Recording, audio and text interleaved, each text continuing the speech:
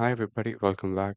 And today's going to be the first episode of a new playlist about KNIME Analytics Platform 5. So, without any further ado, let's begin the installation process. Yeah, once you click download, just make sure you click this and press download.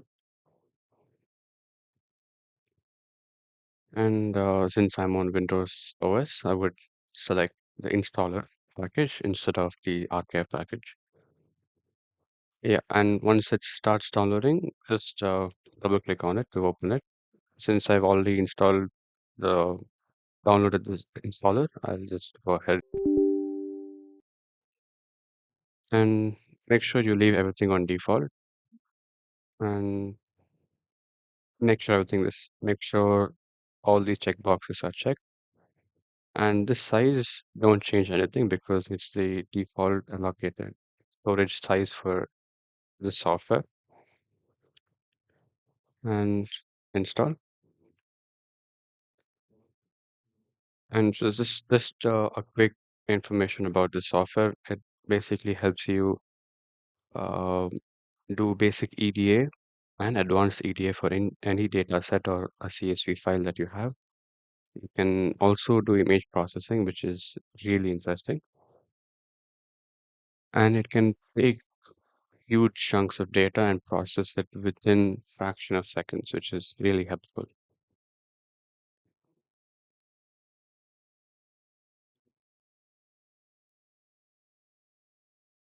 And let's finish and just wait for it to configure.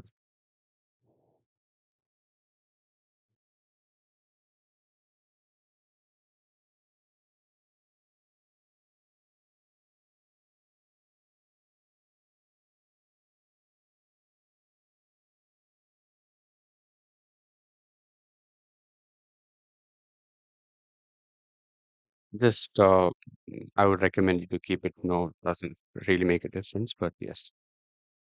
So this is how your home page looks. Go ahead, click sign in, and yeah, it'll ask you to create a new account and all that. That's very straightforward. After that's done, you can go ahead and list the button here and name it whatever you want. I'm going to leave it as default here. And this is how your workspace is going to look. This is the place called as workflow. You can initiate your process by adopting any data set, and these are going to be your modules or nodes. You can call it nodes. And all this is just drag and drop. Everything is self-explanatory. And just as a quick mm, excitement situation, let me just show you how I can create implement a data set. I have a few data sets with me. Let's see.